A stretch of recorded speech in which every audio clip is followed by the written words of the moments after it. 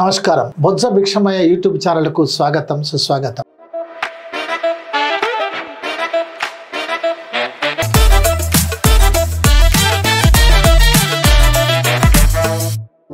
ఈ రోజు తెలంగాణ వ్యాప్తంగా బీసీ సామాజిక వర్గం స్థానిక సంస్థల్లో రిజర్వేషన్లు 42% సాధిస్తామనేటువంటి భావనలో ఉన్నారు. కానీ హైకోర్టు స్టే ఆర్డర్ ఇవ్వడం ద్వారా నిరాశకు గురై ఆందోళనలకి, పోరాటాలకు, ఉద్యమాలకు పిలుపునిస్తున్నారు. నిజానికి ఆయా రాజకీయ పార్టీలు మా జీవితాలతో ఆడుకుంటున్నాయని వాళ్ళు భావిస్తున్నారు. అసలు ఏం జరుగుతుంది? బీసీ సంక్షేమ సంఘం వ్యవస్థాపక అధ్యక్షులు మేకపోతుల నరేందర్ గౌడ్ గారు మనతో ఉన్నారు. వారిని అడిగి విషయాలు తెలుసుకుందాం. నరేందర్ గౌడ్ గారు నమస్కారం అండి. నమస్కారం అన్నగారు. మీరు ఈ రోజు చాలా బిజీగా ఉన్నటువంటి పరిస్థితులు, ఎందుకంటే 42% రిజర్వేషన్ల సాధన కోసం మీ సంస్థ మొదటి నుంచి ప్రయత్నం చేసింది, పనిచేసింది. అనేక ఉద్యమాల్లో మునిగి తేలుతున్నటువంటి మీరు ఈ 42% రిజర్వేషన్లపై హైకోర్టు స్టే ఆర్డర్ ఇవ్వడం వల్ల మీరు ఎలాంటి భావనకు గురయ్యారు? అసలు ఆ స్టే ఆర్డర్ ని ఏ విధంగా చూడాలి? ప్రేక్షకులందరికీ నమస్కారము. బొజ్జ భిక్షమయ్య గారి యూట్యూబ్ ఛానల్ చూస్తున్న ప్రేక్షకులందరికీ కూడా నమస్కారము. బీసీలందరూ కూడా ఈ యూట్యూబ్ ఛానల్ ని ఆదరించాలి. ఆయన పెద్ద, ఇంత పెద్ద వయసులో ఎన్నో ఉద్యమాలు చేసి వచ్చి మన బీసీ సమాజం కోసం పనిచేస్తున్నారు. అన్నగారి యూట్యూబ్ ఛానల్ ని మనం ఎప్పుడు కూడా రెగ్యులర్ గా వీక్షించాలి, సబ్స్క్రైబ్ చేసుకోవాలని చెప్పి మీ అందరికీ చేతులెత్తి నమస్కారం చేస్తూ, ఈ రోజు బీసీల పరిస్థితి నిన్న మొన్న 2 రోజుల నుంచి 9, 10వ తారీఖు నుంచి అగమ్య గోచరంగా మారి ఏదో జరుగుద్ది అనుకున్నాం, జరగదు అని కూడా అనుకున్నాం. ఫస్ట్ స్టార్టింగ్ జరగదని కూడా అనుకున్నాం. ఎందుకంటే గత అనుభవాలు మనకు చెప్తున్నాయి. ఏమని చెప్తున్నాయి? 2010లో జస్టిస్ కేజీ బాలకృష్ణన్ ధర్మాసనము విద్యా ఉద్యోగ రంగాల్లో ఇందిరా సహాని కేసులో విద్యా ఉద్యోగ రంగాలలో 50% సీలింగ్ దాటొద్దని చెప్పింది. ఈ కె కృష్ణమూర్తి అండ్ స్వప్నారెడ్డి కేసులో మళ్ళీ జస్టిస్ కేజీ బాలకృష్ణ గారి ధర్మాసనము ఈ స్థానిక ఎన్నికల్లో కూడా 50% దాటొద్దు అని చెప్పి, ఒకవేళ దాటొచ్చు అని గతంలో సుప్రీంకోర్టు చెప్పినప్పటికీ మీ దగ్గర క్వాంటిఫైబుల్ డేటా, ఎంపరికల్ డేటా ఉండాలి. బీహార్ కేసులో ట్రిపుల్ టెస్ట్ ఉండాలని చెప్పి, ట్రిపుల్ టెస్ట్ అంటే ఒకటి కులగణన చేయాలి, వీళ్ళ కోసమే 1 మ్యాన్ డెడికేషన్ కమిషన్ వేయాలి, మళ్ళీ ఈ కులగణన డెడికేషన్ కమిషన్ ని ఎంపరికల్ డేటా రూపంలో తీసుకొచ్చి కోర్టుకు, ప్రభుత్వానికి సబ్మిట్ చేసి, గవర్నర్ గారికి సబ్మిట్ చేసి, ఆ గవర్నర్ గారి ఆమోదంతో రాష్ట్రపతి గారికి పంపి, ఆ రాష్ట్రపతి ఆమోదం తోటి ఈ జీవోలు చేయాల్సిన అవసరం ఉంది, ఈ చట్టం చేయాల్సిన అవసరం ఉంది అనేది సుస్పష్టం. దాంట్లో తేడా లేదు. గవర్నర్ గారు అని ఇక్కడ ఉండేటటువంటి గవర్నర్ వెనక ఉండేటటువంటి కొన్ని రాజకీయ శక్తులు గాని ఈ కేసులో నడిపించిన తీరులో నాకు అర్థమైంది ఏంటంటే, 2 బిల్లులు గవర్నమెంట్ చేస్తే విద్యా ఉద్యోగ రంగాలలో ఒక బిల్ 42% రిజర్వేషన్, స్థానిక ఎన్నికల్లో ఒక బిల్లు, స్థానిక ఎన్నికలు అనేది రాష్ట్ర పరిధిలోకి ఉంటుందనేది గతంలో అనేక సందర్భాల్లో మనం అనేక కేసుల్లో ప్రధానమంత్రి గారు కూడా ఉద్ఘాటించినటువంటి విషయం. మీ రాష్ట్రంలో మీరు ఇంప్లిమెంట్ చేసుకోండి, ఇప్పుడు కేంద్రం దాకా రావాల్సిన అవసరం లేదు, నేనేం చేయాలి ఇక్కడికి వస్తే అనేటట్టుగా ఆయన వ్యవహరించిన తీరు ఒకటి ఉంది. ముఖ్యంగా ఈ 2 బిల్లుల్లో ఏది ముఖ్యమైంది అంటే, ఒకటి ఇప్పుడు వస్తున్నటువంటి కొత్త జనరేషన్, ఇప్పుడు చదువుకుంటున్న విద్యార్థులకు, రేపు ఉద్యోగాలు చేయాల్సిన వాళ్ళకు అత్యంత కీలకమైంది విద్యా ఉద్యోగ రంగాల్లో బిల్లు.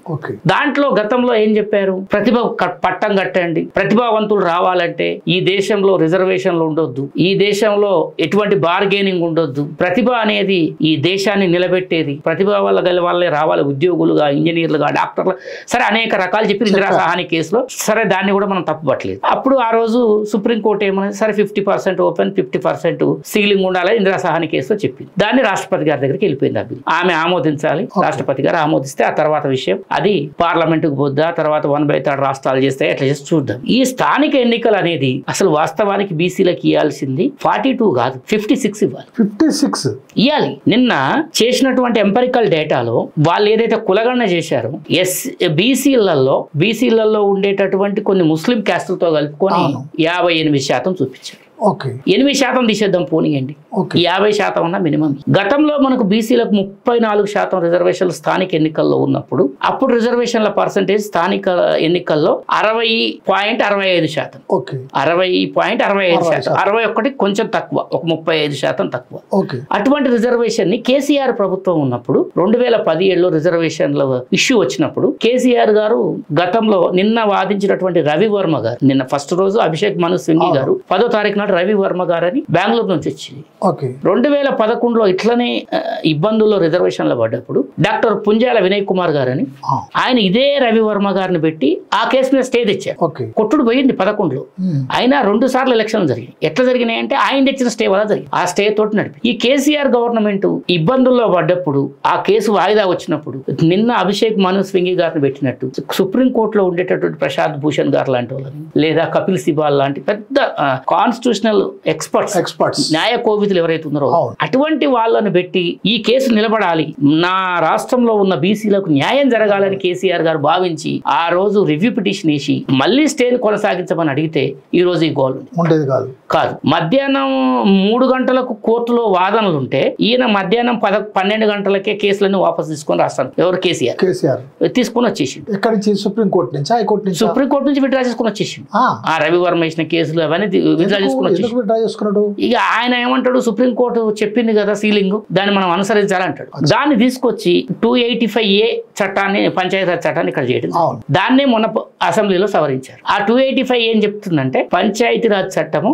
50% సీలింగ్ కు లోబడి మేము ఎలక్షన్ పెడతామని చెప్పింది. అప్పుడు ఏమైతుంది, స్థానిక ఎన్నికల్లో కీలకమైనటువంటి పంచాయతీరాజ్ లో సర్పంచులు అందరూ కూడా 18% రిజర్వేషన్ 18% రిజర్వేషన్ పడిపోవడానికి కారణం ఏంటి అంటే మన దగ్గర గిరిజన తాండాలు వాళ్ళకు 100% ఇవ్వటం వల్ల ఈ రిజర్వేషన్ పర్సెంటేజ్ ఇంకొక 4 తగ్గింది. ఎంపీటీసీ, జెడ్పీటీసీ, జెడ్పీ చైర్మన్, ఎంపీపీలు పోతే మున్సిపల్లో మాత్రం 22% కంటిన్యూ అయింది. సరే వీళ్ళు కాంగ్రెస్ వాళ్ళు ఏం చేసిర్రు, వీళ్ళు రేపు అధికారంలోకి రావాలనే కాంక్షతోటి రాహుల్ గాంధీ గారితో పక్క రాష్ట్రం నుండి సిద్ధరామయ్య గారు, ఆయన చాలా గొప్ప సామాజిక న్యాయ ఉద్యమాలు చేసి వచ్చినాడు, ఆ హిందూ మూవ్మెంట్ చేసినాడు. ఆయనను తీసుకొచ్చి రాహుల్ గాంధీని తీసుకొచ్చి మా మధుయాష్కి గౌడ్ గారిని ఇట్లా బీసీ నాయకులందరిని తోలుకొని పోయి కామారెడ్డి డిక్లరేషన్ అని చెప్పేసి ప్లకార్డులు పెట్టి 42% రిజర్వేషన్ ఇస్తాం. దాంట్లో అనేక డిమాండ్లు ఉన్నాయి బీసీలకు సంబంధించి.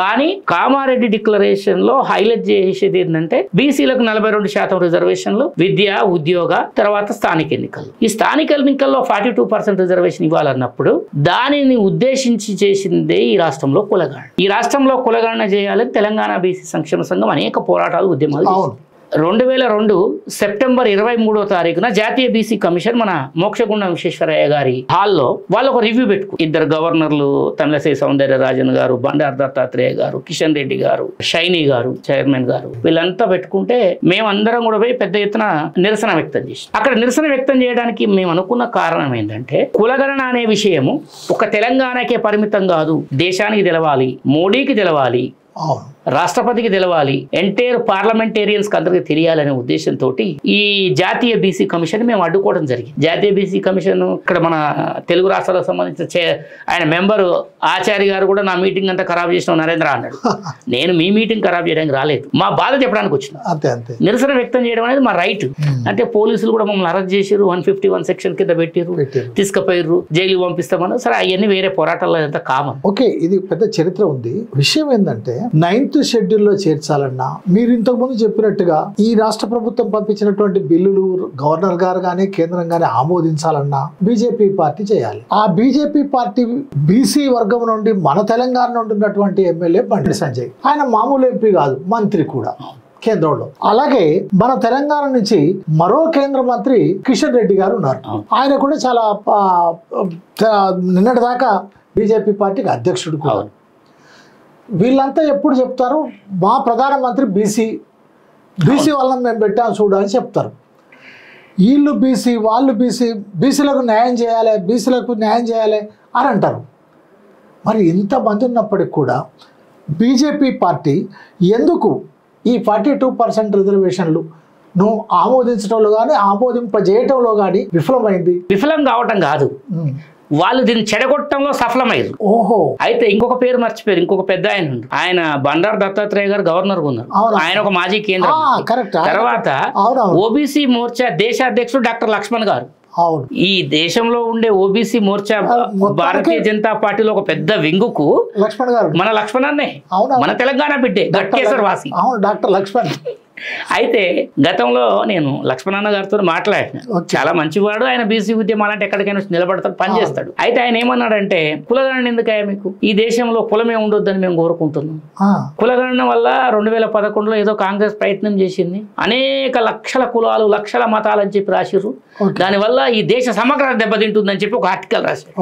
ఒక ఆర్టికల్ రాసి ఈ దేశ సమగ్రత దెబ్బతింటుంది, ఈ కులాల ప్రస్తావన వద్దు, మనమంతా హిందువులం, ఒకే ఎజెండా, హిందుత్వ ఎజెండా అన్న. హిందుత్వ ఎజెండా కదా, ఈ దేశంలో బీసీలు నిజమైన హిందువులు కదా, బీసీల్లో కంటే పైన వాళ్ళ అగ్రకులాలు వాళ్ళు హిందువులే కదా. అగ్రకులాలకు ఈడబ్ల్యూఎస్ అంటే అగ్రకుల పేదలు వాళ్ళు ఎకనామికల్లీ వీకర్ సెక్షన్ అంటే ఆర్థికంగా వెనుకబడ్డ కులాలు, వాళ్లకు బిల్లు చేయాలన్నప్పుడు లక్ష్మణన్న గాని, ఈ కిషన్ రెడ్డి గారు గాని, బండి సంజయ్ గారు గాని, పోతే ఆ తర్వాత ధర్మపురి అరవింద్ గారు గాని, ఇప్పుడు కొత్తగా మతీకరణ చెందినటువంటి మతంలోకి వచ్చి మతాలను పుచ్చుకున్నటువంటి మా ఈటల రాజేంద్ర అన్న కానీ, ఆయన కమ్యూనిస్టు, జనరల్గా కులమే లేదనేటోడు, ఇక ఆయనే పెద్ద భక్తుడు అయిపోయిండు అన్న కానీ, సరే మంచి సంతోషం దానికి కాదు, ఆయన కానీ ఎవ్వరు కూడా ఏ ముఖము ఎక్కడ కనిపించలేదు. సరే రాహుల్ గాంధీ గారు మొన్న భారత్ జోడో యాత్రకు వచ్చినప్పుడు మా యోగేంద్ర యాదవ్ గారు లాంటి మేధావులు వాళ్ళంతా కలిసి ఈ కులగణన చేయాలి, మంచిది, ఇది ఈ దేశంలో ఉండేటటువంటి కులాల లిస్టు, వాళ్ళ ఆర్థిక పరిస్థితి, వాళ్ళ స్థితిగతులు, దేశం ఏమైనా మారిందా, డెవలప్ అయ్యిందా, ఎడ్యుకేషన్ డెవలప్ అయిందా తీయాలన్నప్పుడు అబ్బబ్బబ్బ ఆ పని చేయొద్దు. ఆ పని చేస్తే ఎట్లా, కులాలు లెక్క పెట్టమేంది, అసలు రాహుల్ గాంధీ కులం ఏందో చెప్పమను. రాహుల్ గాంధీ కులం ఇక్కడ అవసరం లేదు. ఈ దేశంలో కులాలు ఎన్ని ఉన్నాయి, ఈ దేశంలో 7 లక్షల గ్రామాలు, మన రాష్ట్రంలో 12,463 గ్రామాలు ఉన్నాయి. ఏ గ్రామంలో ఏ కులం ఎంత, ఎంతమంది పాపులేషన్, ప్రతి ఒక్కటి లెక్క పెట్టాలి, వాళ్ళ ఆర్థిక స్థితిగతులు చెప్పాలి. ఇప్పుడు సంక్షేమ పథకాలు వచ్చినప్పుడు 10 ఎకరాలు ఉన్నోడు రైతు బంధు తీసుకుంటుండు, ఒక గుంట ఉన్నోనికి గుంట పైసలే వస్తున్నాయి కదా, 10 ఎకరాల నుండి 10 ఎకరాల పైసలు వస్తున్నాయి కదా. వీళ్ళందరికీ ఈ దేశ సంపదను సమానంగా పంచాలన్నప్పుడు ఈ దేశంలో ఏ గ్రామంలో ఎవడు ఏ స్థితిలో ఉండో నీకు తెలియాలి కదా. ఈ 79 సంవత్సరాల స్వాతంత్ర భారతదేశంలో తాటాకుల గుడిసెలలో బతికే వాళ్ళు ఉన్నారు, జమ్మి కప్పుతో బతికే వాళ్ళు ఉన్నారు. ప్రతి ఒక్కరికి ఇల్లు రావాలి కదా, వాళ్ళు ఆత్మగౌరవంతో బతకాలి కదా, దానికోసం నిర్దేశించబడిందే కులగణన. అయితే ఈ కులగణన చాలా కరెక్ట్ గా చెప్పారు మీరు, దేశవ్యాప్తంగా కులగణన చేయాలి అని రాహుల్ గాంధీ గారు పెద్ద ఎత్తున ఒక ఇక్కడ పాదయాత్రే కాదు దేశంలో జరిగినప్పుడు కూడా చేశాడు, జోడో యాత్ర చేసినప్పుడు బీజేపీ అప్పుడు వ్యతిరేకించింది. అవును, కానీ మరి ఇటీవల కులగణన చేస్తామని బీజేపీ ప్రకటించింది. బీజేపీ ఎందుకన్నదంటే, బీజేపీకి ఆర్ఎస్ఎస్ అనేటటువంటి ప్రకటించిన కులగణన కూడా ఏ మేరకు ఇప్పుడు జరుగుతుంది, జరగట్లేదు, స్టార్ట్ చేయలే. అంటే ఈ ప్రజలందరినీ మభ్యపెట్టి కొంచెం చల్లబరచడం కోసం చేసింది.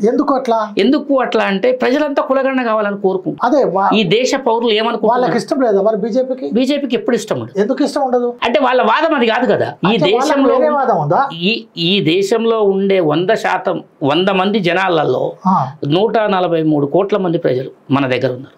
వాళ్ళని మనం 100 కింద కన్వర్ట్ చేసుకుంటే 90% బలహీన వర్గాలు, ఎస్సీలు, ఎస్టీలు, బీసీలు, కొంతమంది మన ఎస్సీ, ఎస్టీ, బీసీల నుంచి మతం మారిన మైనారిటీలు, బుద్ధిస్టులు కానివ్వండి, జొరాస్ట్రియన్స్ కానివ్వండి, జైన్స్ కానివ్వండి, ముస్లిమ్స్ కానివ్వండి, క్రిస్టియన్స్ కానివ్వండి, అంతే కదా. వీళ్ళందరూ కూడా ఈ 10% మంది ప్రజల కింద బతకాలే అని కోరుకోవడానికి పెట్టిన పార్టీ బీజేపీ పార్టీ. అవునా?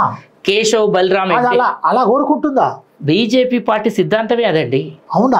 బీజేపీ పార్టీ సిద్ధాంతము బ్రాహ్మణీయ వ్యవస్థ నడవాలి. ఇక్కడ అగ్రజులుగానే ఉండాలి. ఈ రోజు బళ్ళన్నీ బంద్ చేస్తే ఈ ఎస్సీ, ఎస్టీ, బీసీలంతా బర్లు గాయాలని కోరుకుంటారు, బరిగొడ్లు గాయాలి. ఇప్పుడు బీజేపీ సిద్ధాంతం అది, బీజేపీలో ఉండే బీజేపీ పార్టీ అంటే ఆర్ఎస్ఎస్ సిద్ధాంతం. బీజేపీ పార్టీ ఆ సిద్ధాంత నిర్మాణం మీద ఆవిష్కృతమైంది, ఆర్ఎస్ఎస్ సిద్ధాంతం మీద ఆవిష్కృతమైంది. మీకెందుకు, మీరు వెంకయ్య నాయుడు గారు మన ఉపరాష్ట్రపతిగా ఉన్నప్పుడు ఆయన కమ్మ శూద్ర అగ్రవాల్, ఆయన ఒక ఇంటర్వ్యూ మొత్తం ఫాలో చేసినప్పుడు ఒక పాయింట్ చెప్పాడు, దొరికిపోయాడు నాకు.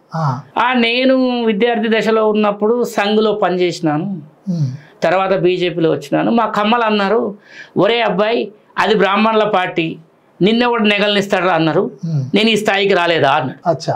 అంటే ఆ బ్రాహ్మణ ఆధిపత్యము, అగ్రకుల వైశ్య ఆధిపత్యము, వాళ్ళ వ్యాపారాలు, అగర్వాళ్ళు, వైశ్యులు, అగ్రకులాలు పదిలంగా ఉండాలంటే ఈ శూద్రాగ్రవర్ణాలైనటువంటి రెడ్డి, వెలమ, కమ్మ వీళ్ళందరూ కూడా మన మీద పెత్తనం చేస్తూ వాళ్ళకు ఊడిగేం చేయాలని కోరుకుంటారు తప్ప డైరెక్ట్గా కింద ఉండే ఎస్సీలకో, ఎస్టీలకో, బీసీలకో అధికారం ఇద్దాము, వాళ్ళ సంక్షేమం చూద్దాము, వాళ్ళని చదివిద్దాము, వాళ్ళని ఇతర దేశాలకు పంపిద్దాము, లేదా వాళ్ళ టాలెంట్ని డెవలప్ చేసి ఒక అమెరికా, ఒక చైనా లాగా ఇక్కడ డెవలప్ చేద్దామనే ఉద్దేశం వాళ్ళకి లేదు. మన చైనా అధ్యక్షుడు రీసెంట్గా ఒక వ్యాఖ్య చేశారు. చైనా యువత చైనా అభివృద్ధికి పాటుపడుతుంది, అవును, భారతదేశపు యువత అమెరికా అభివృద్ధి కోసం పాటుపడుతుంది. నిజమే కదా, నిజమది. ఇక్కడ మేధాశక్తి అంతా అమెరికా పోతారు. ఎవరు ఈ సుందర్ పిచాయ్? మన తమిళియన్. అంతే కదా. మన దగ్గర ఉండే ఆయన చౌదరి గారు, గూగుల్ CEO, మైక్రోసాఫ్ట్, ఆయన కూడా ఇది మన వాడే కదా. ఇక్కడ నుంచి పోయి ఆయన అమెరికాలో అంత పెద్దగా అయింది. ఆయన ఇక్కడ ఒక ఫ్యాక్టరీ పెడితే, ఇక్కడ ఒక స్టార్ట్అప్ చేస్తే అది విషయం. అయితే ఈ కులగణన 7 లక్షల గ్రామాలలో ఇంటింటికి ప్రతి ఇంట్లో ఎంతమంది ఉన్నారు, అతని సామాజిక స్థితి ఏంది, ఆయనకి ఎటువంటి ఇల్లు ఉంది, రేకుల షెడ్ ఉందా, గుడిసి ఉందా, లేకపోతే చెత్త పోసిన ఇల్లు ఉందా చూసి, ఆయనకు బర్రెలు ఎన్ని ఉన్నాయి, గొర్రెలు ఎన్ని ఉన్నాయి, కోళ్ళు ఎన్ని ఉన్నాయి, ఆయన సామాజిక స్థితి, ఇంట్లో ఫ్రిడ్జ్ వాడగలుగుతుండా, 1 తులమో 2 తులాలో బంగారం వేసుకోగలుగుతుండా, రోజు మంచి వరన్నం తినగలుగుతుండా, ఏదా గట్టుకో, లేకపోతే ఇంతకుముందు ఒక జమానాలో చెప్పేవాళ్ళు ఇంత అన్నం పెట్టుకొని నీళ్లు పోసుకొని ఉప్పు పచ్చిమిరపకాయ పెట్టుకొని తినేవాళ్ళు, అట్లా ఉన్నారా అనేటటువంటి ఒక సామాజిక సర్వే, ఒక సోషల్ సర్వే, సోషల్ ఇంజనీరింగ్ జరగాలని రాహుల్ గాంధీ కోరుకుంటారు. ఆయన పార్లమెంట్ వేదికకు సారీ చెప్పి, మేము బలహీన వర్గాలకు అన్యాయం చేసినాం, నేను క్షమాపణ చెప్తాను, ఇప్పుడు చేసుకుంటాను. అయితే దాన్ని రియలైజ్ గా మనం చూడాలి కదా, చూడాలి కదా. ఇదే మన కిషన్ రెడ్డి గారు, మన రాష్ట్రానికి సంబంధించిన వ్యక్తి, రాజ్యసభకు ఏం చెప్పాడంటే, మేము కులగణన చెయ్యం. 2011లో కాంగ్రెస్ పార్టీ చేసిన కులగణనని మేము 2011లో మన లల్లు ప్రసాద్ యాదవ్ గారు, ఆయన ములాయం సింగ్ యాదవ్ గారు, శరద్ యాదవ్ గారు కొంచెం గట్టిగా చేసి చేయాల్సిందే అని పట్టుబడితే చేశారు. ఈరోజు ఎన్డీఏ భాగస్వామ్య పక్షాలన్నీ కూడా మోడీ ఇజాన్ని అంటే నమో నమో నమో అంటారు కదా, ఆయన నమో నమో అంటారు. ఆయన ఛాయలు అమ్మిండట, మా గాండ్ల తేలి కులంలో పుట్టిండట. ఏమో ఎవరు చూసారు, మనం చూడలేదు కదా. ఛాయ్ అమ్మిన ఫోటో లేదు, ఆయనకు 75 ఏళ్ళు, మీలాంటి వాళ్ళు కూడా చూడలేదు, ఎవరు చూడలేదు. అసలు ఆయన ఎక్కడ డిగ్రీ చేసిందో కూడా ఇప్పటిదాకా లేదు. సుబ్రహ్మణ్య స్వామి గారు ఏమన్నారంటే, బీజేపీ ఆయన ఎంపీ కదా, ఎంపీ, ఆయన ఏమన్నాడంటే, మోడీ తన ఎలక్షన్ ఫామ్ ని ఆయన గనుక నింపితే నేను రాజకీయాల నుంచి తప్పించుకుంటాను. నిజమా? 100%. సుబ్రహ్మణ్య గారి స్టేట్మెంట్ మోడీకి నింపరాదా? ఆయన అన్నాడు. సుబ్రహ్మణ్య స్వామి గారు అన్నది ఏంటంటే, మోడీ గారు తన ఎలక్షన్ ఫామ్ ని తను నింపితే నేను రాజకీయాలకు సన్యాసం తీసుకుంటాను. అంటే మోడీ గారు ఆయన బడి ఆర్ఎస్ఎస్ఏ, ఆయన బతుకు ఆర్ఎస్ఎస్ఏ, ఇప్పుడు బతుకుతుంది ఆర్ఎస్ఎస్ కోసం. నేను ఆర్ఎస్ఎస్ తప్పు పట్టట్లేదు. నేను ఆర్ఎస్ఎస్కు, నేను ఆర్ఎస్ఎస్ పెద్దవాళ్ళకి వాళ్ళందరికీ నేను రిక్వెస్ట్ చేసేది ఏంటంటే, మీ ఆర్ఎస్ఎస్కు చీఫ్గా మా ఎస్సీ వర్గాల నుంచి ఒకసారి పెట్టండి, మా బీసీ వర్గాల నుంచి ఒకసారి పెట్టండి. ఈ దేశ రాష్ట్రపతి పదవి మా గిరిజనులకు ఇచ్చింది, మీ ఆర్ఎస్ఎస్ చీఫ్ ఇవ్వచ్చు కదా, ఒక బీసీ ఇవ్వచ్చు కదా. ఒక మైనార్టీని తీసుకుపోయి మీరు రాష్ట్రపతిని చేశారు, మేము గర్విస్తున్నాం. ఏపీజే అబ్దుల్ కలాం చెప్పాడు, ఏపీజే అబ్దుల్ కలాంని వాజ్పేయి గారు తీసుకుపోయి చేశారు. తర్వాత మా రామ్నాథ్ కోవింద్ని మా దళిత సామాజిక వర్గానికి సంబంధించిన రాష్ట్రపతిని చేశారు. ఇప్పుడు మా అక్కని తీసుకుపోయి రాష్ట్రపతి గారు, సార్ అక్క అనకూడదేమో, రాష్ట్రపతి గారిని చేశారు ముర్ము గారు. మా రామ్నాథ్ కోవింద్ ఇలాంటి వాళ్ళని మీ ఆర్ఎస్ఎస్ చీఫ్ చేయండి. లేదా మా ఆలయ నరేంద్ర తమ్ముడు, ఆయన సుదర్శన్ జీ అంటారు అనుకుంటా, ఆయన చిన్నప్పటి నుంచి ఆల నరేంద్ర ఆయన ఇద్దరు కూడా ఆర్ఎస్ఎస్ కోసమే బతుకుతున్నారు. 8 ఏళ్ల వయసు నుంచి చేస్తుండట. ఆయన తీసుకుపోయి ఒకసారి ఆర్ఎస్ఎస్ చీఫ్ చేయండి. ఒప్పుకోదు, అది బ్రాహ్మణులా, ఆర్ఎస్ఎస్ ఓన్లీ బ్రాహ్మణే ఉండాలి. మా మోడీని చేయండి, పోనీ ఆర్ఎస్ఎస్ చీఫ్ చేయనియరు. ప్రధానమంత్రి అయినా ఇస్తారు కానీ ఆర్ఎస్ఎస్ చీఫ్ ఇవ్వరు.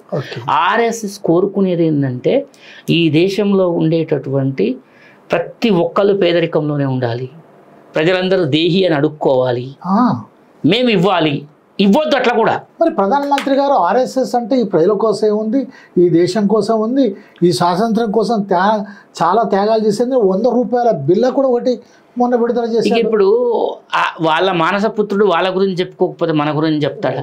అట్లనా? ఇప్పుడు మోడీ గారు బీసీ నాయకుడు. మా పూలే గారి మ్యూజియం నన్ను పూణేలో మాతా సావిత్రిబాయి పూలే, మహాత్మా జ్యోతిరావు పూలే ఈ దేశానికి ఎంతో సేవ చేశారు. ఎప్పుడైనా వాళ్ళు ఎలాంటి సేవ చేశారు? బతుకున్న చదువు తల్లి, ఆ మహాతల్లి ఎందరికి చదువు చెప్పింది. అక్కడికి పోయి నువ్వు బాపుగాడి దగ్గర నివాళులు అర్పించడం కానీ, ఏ జయంతికో వర్ధంతికో మా భీమా కోరేగా పోయినవా, మా పూలే గారి ఇంటికి పోయినవా? పోలేదు. ఆయనకి ఎట్లా అర్థమవుతుంది బీసీలు అంటే ఏందో? ఆయనకు అర్థమయ్యే ప్రసక్తే లేదు. బీసీ అని చెప్పుకొని రావడానికే తప్ప. ఇప్పుడు మా బండి సంజయ్ గారు, ఆయన మా అన్ననే. బండి సంజయ్ అంటే నాకు దగ్గరోడే, నాకు క్లోజ్. ఆయన రాష్ట్ర అధ్యక్ష పదవి పోయినప్పుడు మేము అందరం పోయి, మా బండి సంజయ్ మా బీసీ బిడ్డ, మున్నూరు కాపు బిడ్డ, మీరు ఎట్లా తొలగిస్తారు రాష్ట్ర అధ్యక్షుడు? ఆయన కూడా ఏడ్చిండు, సిద్దిపేట కమిషనర్ నన్ను కొట్టిండు, అమ్మ నన్ను ఇట్లా కొట్టిండు అట్లా కొట్టిండు, రాష్ట్ర అధ్యక్షుడు నన్ను ఏడ్చిండు, నన్ను రాష్ట్ర అధ్యక్షుడు బీసీలు కాబట్టి తీసేసిరని అన్నాడు. అగ్రకుల పేదలకు రిజర్వేషన్లు ఇచ్చినప్పుడు బీజేపీ పార్టీ ఎంతో చిత్తశుద్ధి కలిగింది, ఈ దేశ ప్రగతికి తోడ్పడే పార్టీ, అగ్రకుల పేదలకు రిజర్వేషన్లు ఇచ్చిర్రు అని చెప్పి అన్నాడు. నిన్న స్టేట్మెంట్ చూస్తే బీసీల రిజర్వేషన్లది చట్టం నిలబడాలి అంటే పార్లమెంటులో రాజ్యాంగ సవరణ చేయాలి అన్నాడు. కరెక్ట్ ఆయన చెప్పి అసలు ఎవరికి అడ్డం ఉండదు. సుప్రీంకోర్టు కలగ చేసుకోకుండా తమిళనాడు రిజర్వేషన్లని పివి నరసింహరావు హయాంలో 92-93లో జయలలిత గారు, కరుణానిధి గారు, అక్కడ ఉండే చిన్న చితక పార్టీలు మొత్తం 42 మంది ఎంపీల సామర్థ్యం ఉంది, 42 మంది ఎంపీలు మెంబర్లు ఉన్నారు. వాళ్ళంతా పోయి మా రాష్ట్రానికి సెపరేట్ చట్టం చేయండి అని చేయించుకొని ఆ చట్టాన్ని తీసుకుపోయి 9వ షెడ్యూల్లో పెట్టారు. 9వ షెడ్యూల్లో పెట్టామంటే మాటలుగా. అంటే ఒక బ్రాహ్మణ ముఖ్యమంత్రి జయలలిత, ఒక బ్రాహ్మణ ప్రధానమంత్రి పివి నరసింహరావు బీసీల కోసం తమిళనాడులో ఆ ఎంపీలందరూ పోయి కూర్చుంటే 42% రిజర్వేషన్ చేశారు. ఎందుకు చేసారు? కానీ ఒక బీసీ ప్రధానమంత్రి ఇక్కడ ఉండి, ఒక బీసీ బిడ్డ ఒక ముఖ్యమంత్రి ఉండి, బీసీ మా కేంద్ర మంత్రి ఉండి, బండి సంజయ్ ఉండి, ఓబీసీ మోర్చా బీసీ నాయకుడు ఉండి 8 మంది ఎంపీలలో 4 బీసీలే. అంటే వీళ్ళకు బీసీల మీద ఉండే ప్రేమ నిజమంటారా పూటకమంటారా? అంటే వాళ్ళ అవకాశాల కోసం అంటే వాళ్ళు ఏంటంటే జీవితాంతం మేము ఎంపీలు ఉండాలి, కేంద్ర మంత్రులు ఉండాలి అనేటటువంటి. అసలు తమిళనాడు రిజర్వేషన్లలో చాలా ట్విస్ట్ ఏంటంటే తమిళనాడు ప్రజలు కరుణానిధి గారు జయలలితకు శీల పరీక్ష, ఇంతకంటే గొప్ప పదం నేను చెప్పలేదు. అంతే. శీల పరీక్ష ఏంటంటే మా బీసీ బిడ్డలు అన్యాయం అవుతున్నారు, నువ్వు బ్రాహ్మణ్ లేడీవి, నువ్వు చేస్తావా చెయ్యవా అని ఒక శల్య సారథ్యం చేసిండు కరుణానిధి గారు. నీ వల్ల ఏమవుతుంది ఆడదానివి అనేటట్టు. అంటే ఆ మాటలు అనకూడదు, చెప్తున్నాను. ఆ రోజు తమిళనాడులో ఉన్న పరిస్థితి. ఈయన పెరియారు అన్నాదురై మొదలయ్యారు, నీ వల్ల అవుతుందా కాదా? ఆయన ఏమన్నాడంటే జనక్షేత్రంలోకి వచ్చి, జనసంద్రంలోకి వచ్చి, ఇగో ఇక్కడ బ్రాహ్మిన్ అక్కడ బ్రాహ్మిన్, వీళ్ళు మనకు చెయ్యరు, నేను చేస్తా. ఆ మాటకు జయలలిత తనేంటంటే పట్టుకుంటే గట్టిగా అమ్మో నేను చేయలేనా అనేటటువంటి ఒక ఐరన్ లేడీ అంటాం కదా, మమతా బెనర్జీ కదా. జయలలితకు శీల పరీక్ష పెట్టినోడే కరుణానిధి. అతని పరీక్షలు తట్టుకోలేక పోయి పివి నరసింహరావు ముందు, నువ్వు చేయకపోతే మద్దతు సమరించుకుంటా నీ సంకీర్ణ ప్రభుత్వం పడిపోద్ది సచ్చినట్టు పివి చేసి. కరుణానిధి కూడా పోయిండు, ఇద్దరు కలిసిపోలే, వాళ్ళిద్దరికి అసలు పడదు.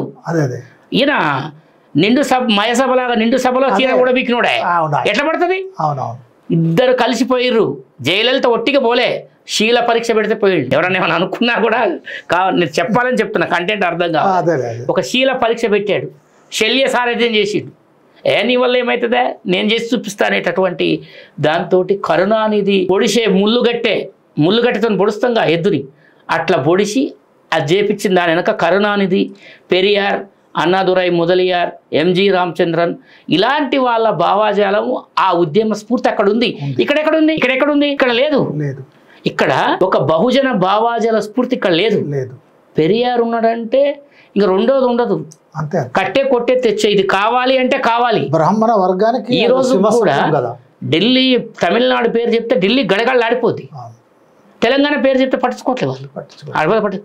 ఎందుకంటే దానికి కారణం ఇక్కడ ఉండే బీజేపీ చెంచా. ఇప్పుడు మీరు అన్నట్టుగా మన తెలంగాణలో వాళ్ళు చేసినట్టుగా, తమిళనాడు వాళ్ళు చేసినట్టుగా 2 కేంద్ర మంత్రులు ఉండి, ఒక బలమైనటువంటి ఓబీసీ ఆల్ ఇండియా అధ్యక్షుడు డాక్టర్ లక్ష్మణ్ గారు ఉండి, మరి ఆ వృద్ధ నాయకుడు గవర్నర్గా, మన బీజేపీ గతంలో బీజేపీ మంత్రిగా పనిచేసే అదే ఉండి, ఎంపీలుండి, ఎమ్మెల్యేలుండి, మంత్రులుండి, బీజేపీ నుండి ఇంతమంది ఉండి తెలంగాణ నుంచి ఉన్నటువంటి వాళ్ళు ఎందుకు ఇది సాధించలేకపోతున్నారు?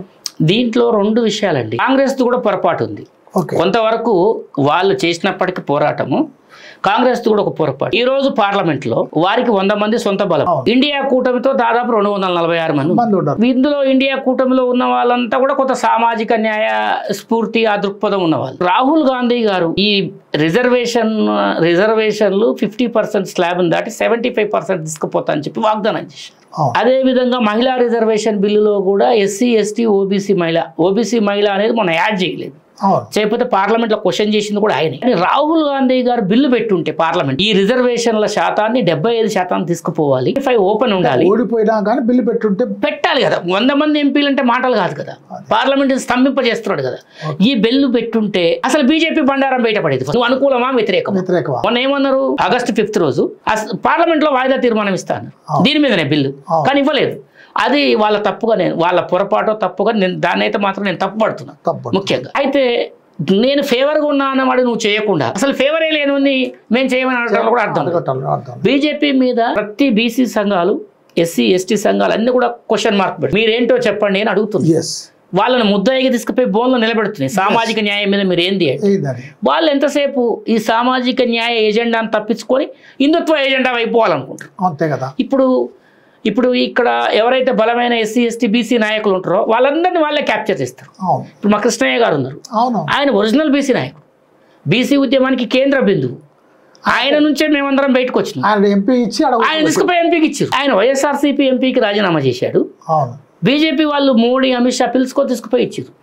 సరే, ఆయన అనేక సందర్భాల్లో నేను కూడా పర్సనల్గా మాట్లాడాను కృష్ణయ్య గారితో. నేను ఎక్కడున్నా బీసీ బిడ్డనే, బీసీల కోసమే బతుకుతా, బీసీల కోసమే వస్తా, సామాజిక న్యాయమే నా స్ఫూర్తి అని అన్నాడు. నేను కూడా మా అన్న మొట్టమొదటిసారి దేశంలో ఒక ఓబీసీ మినిస్ట్రీ ఏర్పడితే నువ్వు మినిస్టర్ కావాలన్నా నేను కూడా కోరుకున్నా. కానీ నిన్న మొన్న చూస్తే పరిణామాలు ఎట్లున్నాయి.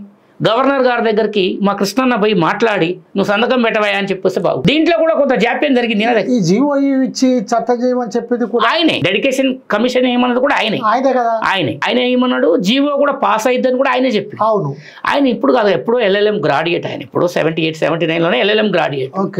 రాజ్యాంగం మీద పట్టున్నోడు, న్యాయ నిపుణుడు, ఆయనకు అన్ని రకాలుగా ఉన్నది. కానీ జీవో ఇవ్వండి అన్నది ఆయనే. డెడికేషన్ కమిషన్ ఏమన్నది ఆయనే. ఆ జీవో 100% పాస్ అయిద్దని నమ్మకం ఉంది ఆయనే. ఈ రోజు ఇంత అన్యాయం చేస్తారనుకోదని చెప్తుంది కూడా ఆయన, కృష్ణయ్య గారే. కృష్ణయ్య గారే. ఇది ఇవ్వవలసిన బిల్లే, ఇది ఇవ్వవలసిన బిల్లే. కృష్ణయ్య గారిని ఎట్లా అర్థం చేసుకోవాలి మరి ఈ స్థితిలో? బీసీ వాదిగానే చూస్తాను. కాకపోతే నేను గతంలో చెప్పిన ఈ సమయంలో ఆయన రాజీనామా చేసి బయటకు వస్తే దేశంలో గొప్ప నాయకుడు, ఒక రామ్ మనోహర్ లోహియా లాంటి గొప్ప నాయకుడు అవుతాడు. ఇప్పుడు నరేందర్ గారు 285A బీఆర్ఎస్ ప్రభుత్వం ఉన్నప్పుడు 50% రిజర్వేషన్లు దాటము అని చెప్పి చట్టం చేశారు. ఇంతకుముందు మీరు చెప్పారు. ఇప్పుడు అదే బీఆర్ఎస్ బిడ్డను బీఆర్ఎస్ నుంచి బయటకు వచ్చినటువంటి కవితమ్మ గారు 42% రిజర్వేషన్లు ఇవ్వాలి, మేము బీసీలం, బీసీ బిడ్డలం, బీసీల కోసం కొట్లాడతాం అంటారు. అదే బీఆర్ఎస్ వర్కింగ్ ప్రెసిడెంట్ కేసీఆర్ గారేమో అసలు ఏం మాట్లాడతలేడు. కేటీఆర్ గారేమో కాంగ్రెస్ మోసం చేసింది అంటున్నారు. హరీష్ రావు గారేమో ఇదంతా దగా డ్రామా అంటున్నారు. అసలు వీళ్ళది ఏంది? అసలు వీళ్ళు ఎట్లా అర్థం చేసుకోవాలి సార్? నేను బీసీ వర్గం వీళ్ళు ఎలా అర్థం చేసుకోవాలి? నేనైతే బీసీ వర్గాల్లో కవిత గారిని బీసీల గురించి మాట్లాడటంలో నేను స్వాగతిస్తాను. కవిత గారు కేసీఆర్ కూతురు పేరుతోటి తన జన్మ మొత్తం పనిచేసినా కూడా బీసీ వర్గాలకు నాయకురాలు కాలేదు. కాదు. ఎందుకైతుంది? ఆమెని విశ్వసించడానికి ఒక అవకాశం వచ్చింది, ఆమెకు పోగొట్టుకుంది. ఎప్పుడంటే కేసీఆర్ గారు ముఖ్యమంత్రిగా ఉన్నప్పుడు 2017లో స్థానిక ఎన్నికలు జరిగినప్పుడు మన రిజర్వేషన్లు ఒక 10% అబోవ్ తగ్గిపోయినాయి. ఆ రోజు కవిత గారు బార్గెనింగ్ చేసి ఉండి ఆ రోజు సావిత్రిబాయి పూలే సంఘం పెట్టి లేదు ఈ బీసీలకు అన్యాయం జరగొద్దు అని చెప్పేసి ఆమె ఒక నోటి మాటగా మాట్లాడినా కూడా అరే ఈమెకు కమిట్మెంట్ ఉంది మన వైపు మాట్లాడింది. ఆ రోజు కేసీఆర్ ముందు బీసీ నాయకులు ఎవరైనా ఇట్లా చేతులు కట్టుకొని నిలబట్టడం తప్ప ఎదురు మాట్లాడే పరిస్థితి లేదు. కూతురిగా ఇది నేను ఖండిస్తున్నా, బీసీలకు అన్యాయం జరిగితే నేను సహించను. కేసీఆర్ గారు ఉన్నారండి, ఈ రోజు బీఆర్ఎస్ పార్టీ పెట్టుకున్నాడు. టీఆర్ఎస్ ఆయన పార్టీ అకౌంట్లో దాదాపు 1800 కోట్ల రూపాయలు ఏదేదో పొలిటికల్ బాండ్స్ అని అవి ఇవి అన్ని డబ్బులు ఎవరి కోసం ఇచ్చారు? పార్టీకి, ఈ ప్రజల సంక్షేమం కోసమే. అంతే కదా. బీఆర్ఎస్ పార్టీ అధికారంలోకి వచ్చిందంటే బీసీలు ఓట్లు ఇస్తేనే కదా. బీసీల ఓట్లు మాకు వద్దని చెప్పమానండి. అదే బీసీ సమాజం యొక్క ప్రయోజనము ఆ బిడ్డలు రిజర్వేషన్లు ఇబ్బందుల్లో పడ్డప్పుడు నీ పార్టీ అకౌంట్లో నుంచి డబ్బులు తీసి ఒక పెద్ద అడ్వకేట్ని పెట్టి కొట్లాడాల్సి రివ్యూ పిటిషన్లు వేసి దాని మీద స్టేలు తీసుకొచ్చి కొట్లాడే బాధ్యత నీ మీద లేదా? చేయలేదు ఆయన చేయలేదు. సరే, ఈరోజు బీసీలు నా తమ్ముళ్ళు అక్క చెల్లెళ్ళు అని చెప్తున్న కవిత గారు కూడా ఏ రోజు అధికారం ఉన్న రోజు ఈ మాట మాట్లాడలేదు. మరి కేటీఆర్ సంగతి ఏంటి? కేటీఆర్ నాన్ సెన్స్ అండి. ఆయన కేటీఆర్ అనే మనిషికి అసలు బీసీలు అంటే ఎన్నో తెలియదు, కులాలు అంటే ఎన్నో తెలియదు, షోకులు వేసుకొని కాస్ట్లీ కార్లాలు తిరగటం తప్ప ఆయన జెండా మోసినోడు కాదు, లేకపోతే ఒకరోజు ఆకలిని చూసినోడు కాదు, ఏ బీసీ వర్గం ఇంటికో ఎస్సీ వర్గం ఇంటికో పోయి ఒకరోజు నిద్ర చేసినోడు కాదు. ఆయనకి ఏమీ తెలియదు. అసలు బీసీ రిజర్వేషన్లు అంటే ఏంటిదా అనుకుంటున్నా, ఆయనకి ఏం తెలుస్తలేదు. అసలు బీసీలు ఓట్లు ఇస్తే నేను ఎమ్మెల్యేని అయినా, లేకపోతే మా అయ్యే అక్కడ కలెక్టర్కు ఆనకినికి చెప్పి ఈవీఎం మిషన్లు ఒత్తి చేసింది అనేది కూడా తెలియదు. హరీష్ రావుకి అన్నీ తెలుసు, కానీ బీసీ వర్గాలకు హరీష్ రావు అనేవాడు బద్ధశత్రు. కేటీఆర్ బద్ధశత్రు, కేసీఆర్ బద్ధశత్రు.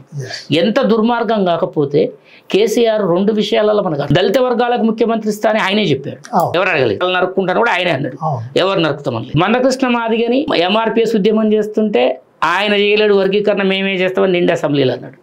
జైల్లో పెట్టి ఆయన చంపేందుకు కుట్ర చేసి అదొకటి. ఇది మన దళిత వర్గాల అన్నలు అర్థం చేసుకో. దళిత వర్గాలకు సంబంధించి మాదిగ సమాజం నుంచి వచ్చినటువంటి తాటికొండ రాజయ్య గారికి డిప్యూటీ సీఎం ఆయన్నే ఇచ్చాడు.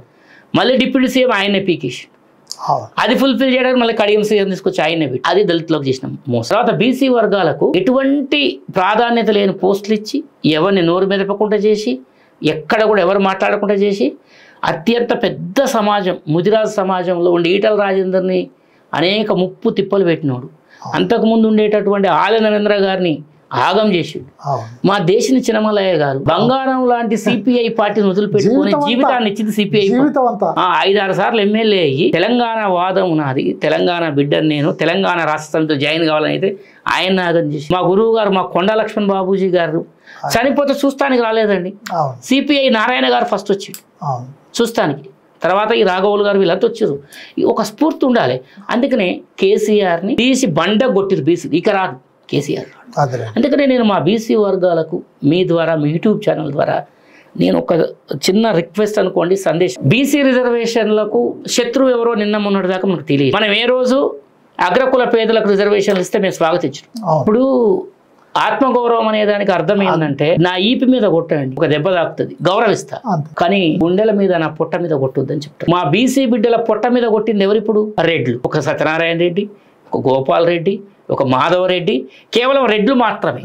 నేను మిగతా వాళ్ళు మంచోళ్ళని నేను సర్టిఫికెట్ ఇవ్వదలుచుకున్నాను. ఈరోజు వైశ్యులు ఉన్నారు, బ్రాహ్మణులు ఉన్నారు, వెలమలు ఉన్నారు, కమ్మలు ఉన్నారు. ఈ రాష్ట్రం ఇంకా అదర్ దెన్ వేరే రాష్ట్రాలు చూసిన అగర్వాల్స్ రకరకాలు ఉన్నారు, పటేళ్ళు, పాటీదారు. ఎవ్వరు బీసీ రిజర్వేషన్లకు అడ్డం పోతే రెడ్లు మాత్రమే ఎందుకు వస్తుంది? సరే, అందులో ఉండేటటువంటి ఒకళ్ళు ఇద్దరు మూర్ఖు. నేను ఆ మాట అంటే నాకు ఒక రెడ్డి నాయకుడు ఫోన్ చేసి ఇదేనా నువ్వు కులం మొత్తాన్ని దోషిగా నిలబెట్టినా? సరే, నేను కులం మొత్తాన్ని దోషిగా నిలబెట్టాను అనుకుందాం. ఈ రాష్ట్రంలో 40 పైచీలకు రెడ్డి ఎమ్మెల్యేలు ఉన్నారు, 5-6 మంది మంత్రులు ఉన్నారు, 4-5 ఎంపీలు ఉన్నారు, రెడ్డి ఎంపీలు, రాజ్యసభ సభ్యులు ఉన్నారు. మీలో ఎవ్వరు కూడా వచ్చి బీసీ రిజర్వేషన్లకు ఇట్లా అడ్డం పడకూడదు, మంచిది కాదు అని కనీస సానుభూతి ఎందుకు చెప్పలేదు? కనిపించింది ఎవడన్నా రెడ్డి ఎమ్మెల్యేడా? ఎందుకు కనపడతారు? ఎవడన్నా రెడ్డి ఎంపీ కనిపించిండా? రెడ్డి మంత్రి కనిపించిండా? కనపడదు. ఈ కోమటిరెడ్డి వెంకటరెడ్డి అనే వ్యక్తి ఎవరు ఓట్లతో మంత్రి అయ్యాడు? ఉత్తమ్ కుమార్ రెడ్డి ఎవరు ఓట్లతో మంత్రి అయ్యాడు? జానారెడ్డి ఇంట్లో ఇద్దరు, ఒక ఎమ్మెల్యే ఒక ఎంపీ, ఎవరు ఓట్లతో అయ్యాడు? రేవంత్ రెడ్డి ఎవరు ఓట్లతో అయ్యిండు? మీకు దమ్ముంటే చెప్పురి, బీసీలకు రిజర్వేషన్లు ఇవ్వద్దు, బీసీల ఓట్లు మాకు వద్దని చెప్పురి దమ్ముంటే. లేదంటే మా బీసీ సమాజం మిత్రులారా నేను చెప్తున్నా, మనకు సిగ్గు శర ఉంటే మనం రెడ్లకు ఓట్లేయదు. మనకు సిగ్గుండి శివుని ఎత్తురుండి మనం ఒక అయ్యకు పుడితే ఆయనకు ఓటేయద్దు. వానికి ఓటేసిందంటే వాడు కల్తీగా పుట్టినట్లు లెక్క. ఇక రెడ్డికి ఓటేస్తే వాడు బీసీ కాదు అనేటట్టుగా మనం ఛాలెంజ్గా తీసుకోవాల్సిన అవసరం ఉంది. దీన్ని వదిలిపెట్టాల్సిన అవసరం లేదు, ఖచ్చితంగా పట్టుకోవాల్సిందే. గతంలో భిక్షమయ్య సార్ లాంటి వాళ్ళు ఏం చేశారంటే నాలాంటి వాడిని నరేందర్ని కత్తిస్తున్న యుద్ధం చేయాలి. నాకు శత్రువు కనపడతలేదు, శత్రువు కనపడతలేదు. గాలిలో కత్తి తిప్పిన ఇట్లా ఇట్లా ఎటు తిప్పినా ఎవరికి తెగలే, ఎవరికి తెగలే, ఎవరికి నొప్పి లాగలే. ఇప్పుడు నా ఎదురుగా శత్రువు ఉన్నాడు, వాడే రెడ్డి. ఆధిపత్య భావాజాలం ఉన్న రెడ్డి, అగ్రకుల భావాజాలం ఉన్న రెడ్డి, బీసీల నోటికాడి ముద్ద గుంజుకున్న రెడ్డి. వాడి పని పడతాయి. బీసీ సోదరులంతా కూడా కలిసి రావాలి. దీనికి యుద్ధం అవసరం లేదు, ఓటు అనే ఆయుధం ఒక్కటి సరిపోతుంది. ఎవడైనా సరే వార్డు మెంబర్ నుంచి ఎంపీ వరకు, జడ్పీ చైర్మన్ వరకు, జడ్పీటీసీ, ఎంపీటీసీ, వాడు ఏ పోటీ చేసినా నా ఓటు రెడ్డికి వెయ్యను, నా ఓటు అగ్రకుల పోరికి వెయ్యను. ఈ ప్రతిన తీసుకుందాం, ఈ ప్రతిన పోనుదాం. వాళ్ళు ఎందుకు రారో చూద్దాం. నరేందర్ గారు 50% రిజర్వేషన్ దాటకూడదు ఉద్యోగాలకు సంబంధించి ఇందిరా సహాని కేసులో చెప్పారు. కానీ 50% రిజర్వేషన్ దాటకూడదు అనేది కోర్టు చెప్పిందే తప్ప అట్లాంటిది రాజ్యాంగంలో ఎక్కడ లేదు. ప్లస్ అది రాజకీయాలకు వర్తించదు అని నిన్న కోర్టులో వాదనలు చేశారు. ఆ చెప్పినప్పుడు కూడా 50% ఎందుకు దాటకూడదు అన్నారంటే మెరిట్ పోతుంది, ప్రతిభ గల వారికి అవకాశం ఉండదు అనే దాంతో చెప్పారు. రాజకీయాల్లో ఏం మెరిట్ ఉంటుంది? రాజకీయాలకు ఏం మెరిట్ ఉండదు. మరి రాజకీయాల్లో మెరిట్ లేనప్పుడు ఆ 50% క్యాప్ను ఎందుకు తీసేయట్లేరు? మన రాష్ట్రానికి ఈ ముషిరాబాద్ నియోజకవర్గం నుంచి టి అంజిరెడ్డి గారు, ఆయన టి అంజయ్య అని అంటారు. అవును, టి అంజయ్య అంటే ఆయన ముఖ్యమంత్రి చేసిండు, ఆయనకు సంతకం చేయడం కూడా అంజిరెడ్డి, టంగుటూరి అంజిరెడ్డి. ఆయన ఏంటంటే నేను బలహీన వర్గాలకు సంబంధించిన వ్యక్తిని టంగుటూరి అంజయ్య అని పెట్టి రెడ్డి అని ఎక్కడ పెట్టుకోవాలి. అయితే ఆయన సంతకం పెట్టడం కూడా రాదు. ఆయన రాష్ట్ర ముఖ్యమంత్రిగా చేశాడు కదా. ఇక్కడ మా వాళ్ళు సర్పంచ్కి పనికిరారా? వార్డు మెంబర్ పనికిరారా, మున్సిపల్ చైర్మన్, మున్సిపల్ కౌన్సిలర్ కూడా పనికిరారా? అసలు రాజకీయాలకు మెరిటే లేదు. ఎంతో మంది ఎంపీలు అంగూటి నిశాంతో చేశారు, ఎంతో మంది ఎమ్మెల్యేలు, మంత్రులు. ఎవరికి వస్తుంది? ఎవరికి చదువు వస్తుంది? మామూలుగా చదువు వస్తుంది అంతే. జవహర్లాల్ నెహ్రూ గారే బార్ ఎట్లా ఫెయిల్ అయ్యాడు. ఆ రోజుల్లో బారిస్టర్ చదివే వాళ్ళు కదా, జవహర్లాల్ నెహ్రూ గారు ఫెయిల్ అయ్యారు. గాంధీ గారు కూడా లా ఫెయిల్ అయ్యారు. ఈ దేశంలో లాని ఎక్కడ ఫెయిల్ కాకుండా ఫస్ట్ క్లాస్లో పాస్ అయిన అంబేద్కర్ గారు ఇంకెవరు లేరు. ఈయన గాంధీ కూడా బారిస్టర్ ఫెయిల్ అయ్యిండు. మిత్రులారా, నరేందర్ గారు చెప్తున్నటువంటి అతి ముఖ్యమైనటువంటి విషయాలపైన మీరు ప్రశ్నలు పంపించండి, మీ అభిప్రాయాలు చెప్పండి, మీరు కామెంట్ చేయండి. తప్పనిసరి వాటికి జవాబు చెప్పడానికి ప్రయత్నిస్తాం. నరేందర్ గారు, మీరు చెప్పినట్టుగా గుడ్డిలో మెల్లగా అయినా సరే ఇక్కడ ఉన్నటువంటి కాంగ్రెస్ రేవంత్ రెడ్డి ప్రభుత్వం ఒక జీవో చేసింది, ఒక ఆర్డినెన్స్ తెచ్చింది, ఒక కోర్టులో కేసు వేసింది, కేంద్ర ప్రభుత్వాన్ని పంపించింది, ఇటు రాష్ట్ర గవర్నర్కు పంపించింది. నెలల తరబడి సీట్ కింద పెట్టుకొని వాళ్ళు దానికి ఏమి రిప్లై ఇచ్చేటువంటి పరిస్థితి లేదు. ఈ స్థితిలో కాంగ్రెస్ కానీ చేసినటువంటి దాన్ని బీసీలకు అనుకూలంగా లేదు అని భావిస్తే, బీఆర్ఎస్ అండ్ బీజేపీ వాళ్ళు భావిస్తే బీసీలకు అనుకూలమైనటువంటి విధంగా కోర్టులో ఎట్లా న్యాయం చేయాలనో వాదించవచ్చు ఇంప్లీడ్ అయ్యి. లేదా ఎంపీలందరినీ కలుపుకొని కేంద్రం దగ్గర పోయి ఇంతకుముందు మీరు చెప్పినట్టుగా జయలలిత కూర్చున్నట్టుగా అందరిని తీసుకొని పోయి పార్లమెంట్లో కూర్చోవచ్చు. ఇప్పుడు బండి సంజయ్ గారే చెప్పారు కదా, అంతే కదా. నిన్న స్టేట్మెంట్ ఏంటంటే ఆయనది, ఇది రాజ్యాంగ సవరణతో మాత్రమే సాధ్యం ఉంది. అది వాస్తవం. రాజ్యాంగ సవరణ చేస్తే ఇంకా కోర్టులు కానీ ఇది కలగ చేసుకోవడానికి లేదు. అంతే కదా. ఈడబ్ల్యూఎస్ అలాగే వచ్చింది కాబట్టి ఇప్పుడు దాని మీద తక్షణ కార్యాచరణ తీసుకోవాల్సిన అవసరం బీజేపీ ఎంపీలకు ఉన్నది. అంతే. వాళ్ళు చెయ్యరండి. ఎందుకు చెయ్యరంటే ఇక్కడ అర్థమవుతుంది. నిన్న కోర్టు కేసు పెట్టినప్పుడు కాంగ్రెస్ వాళ్ళు ఒకరోజు వాదనలకు అభిషేక్ మను సింగ్ గారిని తీసుకొచ్చుకున్నారు, ఒకరోజు వాదనలకు రవివర్మ గారు వచ్చారు బెంగళూరు నుంచి. ఇతనంటేనేమో కాంగ్రెస్ పార్టీ అడ్వకేట్ జనరల్గా పెట్టుకో సుదర్శన్ రెడ్డి, ఆయన బలహీన వర్గాల వ్యతిరేకి, ఆయన మనకు అనుకూలంగా వాదించలేదు. ఆయన వాదనలు నేను విన్నా. ఆయన అడ్వకేట్ జనరల్ సుదర్శన్ రెడ్డి ఎప్పుడు ఈ కేసు కొట్టుడు పోద్దా, నా పీడా పోద్దా అంటే ఆయనకి ఇష్టం లేదు. అదేవిధంగా ఇక్కడ ఒక రెండు విషయాలు ఆలోచించాల్సింది ఏంటంటే, బీజేపీ రామచంద్రరావు గారు ఆయన లా ప్రాక్టీషనరు, ఆయనకు రాజ్యాంగం గురించి తెలుసు, ఎన్నో ఏళ్ళ నుంచి పెద్ద అడ్వకేట్. పార్టీ నుంచి ఆయన ఎందుకు ఒక లాయర్ని పెట్టకూడదు? లేదా రామచంద్రరావు గారు ఒక కోర్టు వేసుకుని ఎందుకు నిలబడకూడదు? నేను బీజేపీ అధ్యక్షుడిని ఇవ్వాలి, వీళ్ళకి నువ్వు ఎందుకు నిలబడవు? రామచంద్రరావు గారు, మిస్టర్ రామచంద్రరావు సమాధానం చెప్పాలి. నువ్వు ఒక రాజ్యాంగ కోవిదుడివి, నువ్వు ఎన్నో కేసుల్లో చేసిన పెద్ద పేరున్న అడ్వకేట్వి. మా బీసీ జాతి బిడ్డల కోసము నువ్వు ఒక రోజు అడ్వకేట్ కోర్టు ఎందుకు వేయలేదని నేను అడుగుతున్నా. ఈరోజు మెదక్ ఎంపీ రఘునందన్ రావు గారు ఉన్నారు, అద్భుతమైన అడ్వకేట్ అని చెప్తాడు, అద్భుతమైన ప్రసంగాలు చేస్తాడు, అద్భుతంగా నేను పెద్ద పెద్ద కేసులు వాదిస్తున్నా అన్నాడు. మొన్న నయీం కేసు కూడా ఆయనే వాదించిండు. అంటే డబ్బులు వెయిట్ ఎక్కువ ఉంటే అట్లా పోతున్నాడు, దుర్మార్గుడా ఏదైనా అడ్వకేట్ డ్యూటీ అంటాడు. సరే, అది నీ సొంత సంపాదన, నీ సొంత ప్రొఫెషన్. మా బీసీ వర్గాల కోసం ఈ బీసీ బిడ్డలు నీకు ఓటేసారు కదా మా రగన్న అని చెప్పేసి, వాళ్ళ కోసం మా కోసం ఒక్కరోజు నువ్వు ఎందుకు కోట్ వేయలేదు? నువ్వు ఎందుకు వచ్చి కోర్టులో నిలబడలేదు? యాజ్ ఏ పార్లమెంట్ మెంబర్గా బీసీ వర్గాల కోసం మళ్ళీ ఒక్కసారి అడ్వకేట్ ఒక రోజు ఎందుకు వేయలేదు నువ్వు అంటున్నా. రఘునందన్ రావు గారు ఎక్కడ పోయారు? మీరు అడ్రస్ ఎక్కడ? 9 తారీఖు 10 తారీఖు అక్టోబర్ 9, 10వ తారీఖు 2025 నాడు రఘునందన్ రావు ఎక్కడ పోయిండో ఎతకాలి. ఇప్పుడు కనపడతలేదు రఘునందన్ రావు అనే వ్యక్తి. అదేవిధంగా బీఆర్ఎస్ పార్టీ ఉంది. బీఆర్ఎస్ పార్టీ ఆయన జనరల్ సెక్రటరీ భరత్ గారు చాలా పెద్ద అడ్వకేట్, వైశ్య సామాజిక వర్గం. ఆయన ఎందుకు నిలబడలేదు? పోనీ ఆయన రాలేదు, కేసీఆర్ ఎందుకు ఒక అడ్వకేట్ని పెట్టలేదు? కేసులో ఎందుకు ఇంప్లీట్ కాలేదు? అంటే మీరు వచ్చి బ్రాడ్కాస్టులు పెట్టి, యూట్యూబ్లు పెట్టి మీరు కథలు చెప్తే మేము వినాలనా? రఘునందన్ రావు విలువైన 2 రోజుల సమయాన్ని బీసీల కోసం కేటాయించడా? రఘునందన్ రావు సామాజిక బాధ్యత లేదా? ఒకళ్ళు కేటాయిస్తే మీరు అందరు కలిసి డబ్బులు కూడా ఇస్తే ఇట్లా ఉండేదో. మరి అడిగితే ఇస్తాం మేమే, మనిషికి ఇంటికో 100-50 వేసుకొని. ఫీజు చెల్లించాలి కదా. ఫీజు ఎందుకు చెల్లించాలండి? మేము అంత పెద్ద పదవి ఇప్పించడం ఆయనకు ఓట్లేసి. మా బీసీ వర్గాలకు సంబంధించిన ముదిరాజు బిడ్డ నీలం మధును కాదనుకుని ఎట్లా గెలిపించడం కదా. అందుకనా నీలం మధు మా ముదిరాజు మా అన్న. నేను చెప్తానే ఉన్నా, నీలం మధు మనోడు రా నాయన, ఆడు మనోడు కాదు రఘునందన్ అన్న. సమయం వచ్చినప్పుడు జాడించి తంతడని చెప్పి తన్నిండి ఇప్పుడు మా బీసీలని. అంటే నేను రఘునందన్ రావు గారి మీద నాకు ఒక అభిమానం ఉండేది, ఎందుకంటే ఆయన జర్నలిస్ట్గా ఒక ప్రోగ్రెసివ్ ఐడియాలజీ నుంచి వచ్చినాడు. పీడిఎస్సీ ఆర్గనైజేషన్లో పనిచేసిన వాడు, తర్వాత మన దీంట్లో బీఆర్ఎస్ ఫౌండర్గా ఉన్నాడు. ఆయన కొంచెం ప్రోగ్రెసివ్ ఐడియాలజీ, కొంచెము లా ప్రొఫెషన్ నుంచి వచ్చిన వాడు. ఆయన నిలబడతారని నేను ఎక్స్పెక్ట్ చేసిన. రఘునందన్ రావు నిలబడితే ఎంత గొప్పగా ఉండేది ఈరోజు.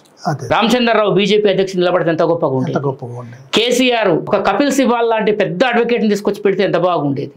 ఈరోజు బీఆర్ఎస్ పార్టీకి ముఖం లేదు బీసీల కాడ, బీజేపీ పార్టీకి ముఖం లేదు బీసీల కాడ. నీ కాంట్రిబ్యూషన్ నువ్వు ఎందుకు ఇంప్లీడ్ కాలే కేసులో? నేను ఇంప్లీడ్ అయినా అంతే కదా.